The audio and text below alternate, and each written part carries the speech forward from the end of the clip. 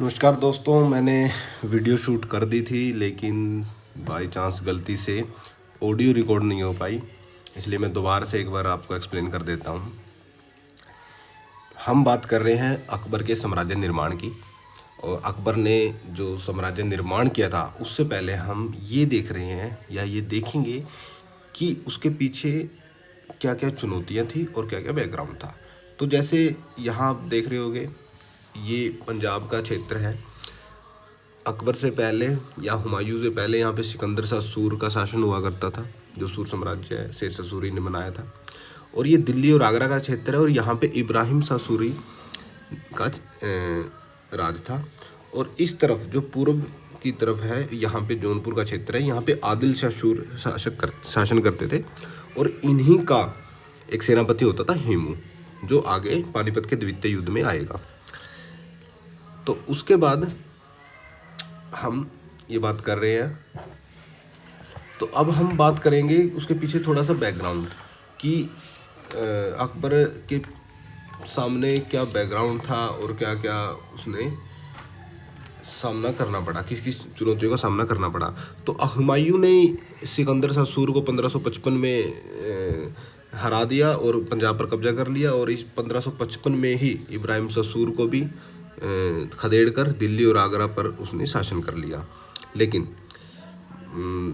आकस्मिक मृत्यु उसकी जनवरी 1556 में हो जाती है, और इसलिए वो जो पूर्व का सूरी साम्राज्य है उसकी तरफ वो नहीं बढ़ पाया, और वो ऐसे का ऐसे रह गया।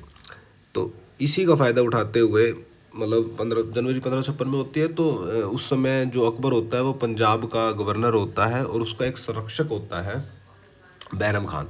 बैरम खान जो उसका सिंहासन आरोहण पंजाब में ही कर देता है, और उसके बाद दिल्ली आगरा की तरफ आ जाता है। लेकिन जो आदिल शाह सूर का जो सेनापति होता है हेमू, वो बड़े ही शातिर और बहुत ही जाबाज सेनापति होता है, और उसके बारे में ये बात कही जाती है कि 22 लड़ाइयाँ उसने लड़ी थी और एक भी नहीं हारा था। तो उसने दिल्ली आगरा पर वह आक्रमण कर देता है और अकबर को और मुग़ल सेना को पंजाब की तरफ खदेड़ देता है। तो जो पानीपत का द्वितीय युद्ध है वो बहुत ज़रूरी हो जाता है इस घटनाक्रम के बाद।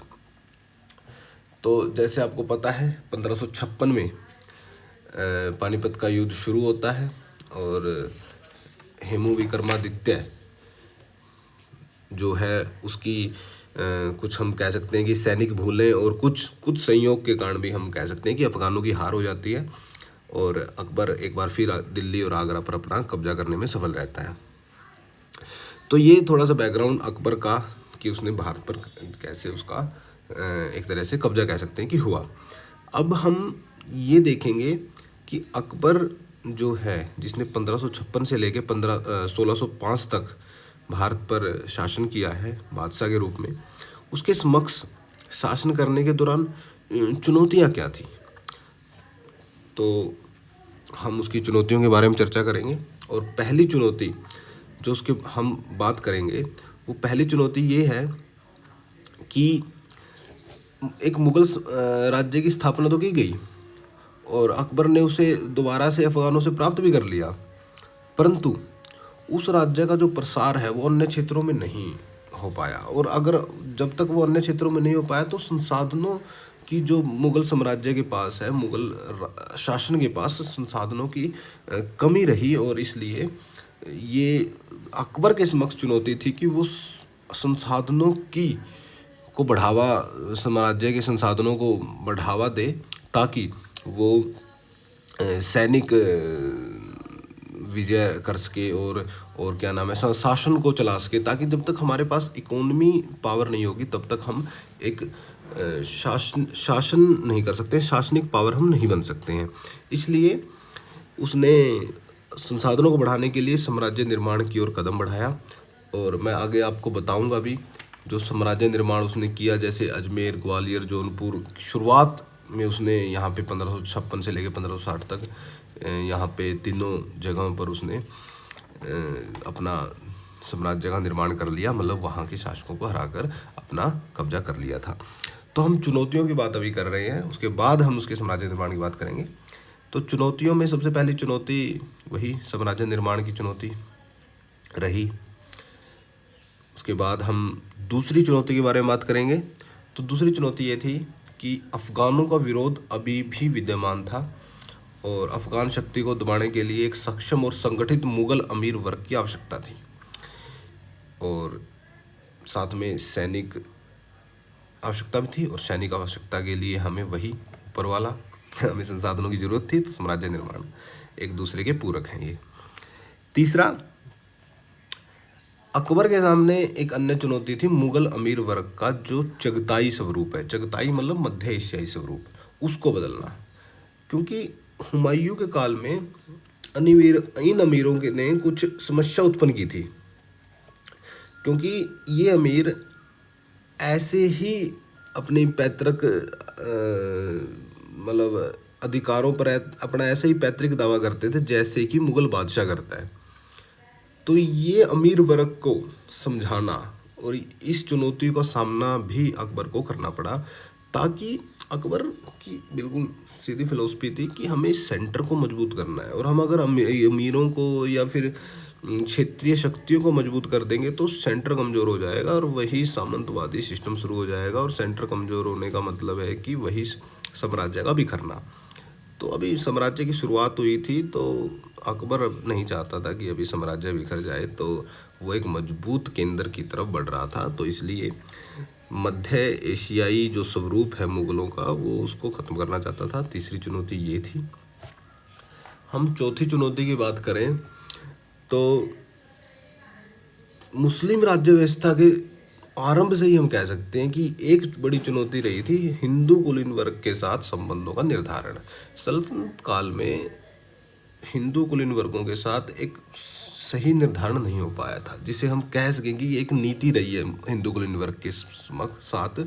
वो नीति सल्तनत काल में नहीं कुछ भी निर्धारित हो पाई थी। तो वो उस नीति का निर्धारण करना भी अकबर के समक्ष एक चुनौती थी, जिसके बारे में हम आगे राजपूत नीति के बारे में अकबर की बात करेंगे। तो वो भी उस नीति का एक हिस्सा थी, और ये उसके समक्ष चुनौतियां थी।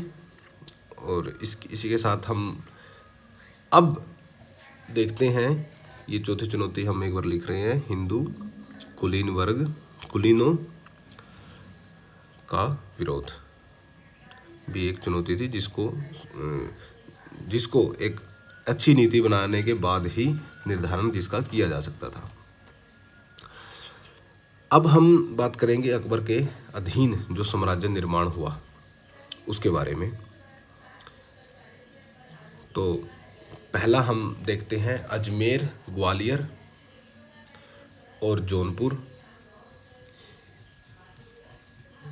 जिसको अकबर द्वारा जीता गया था 1556 से 1560 के बीच में।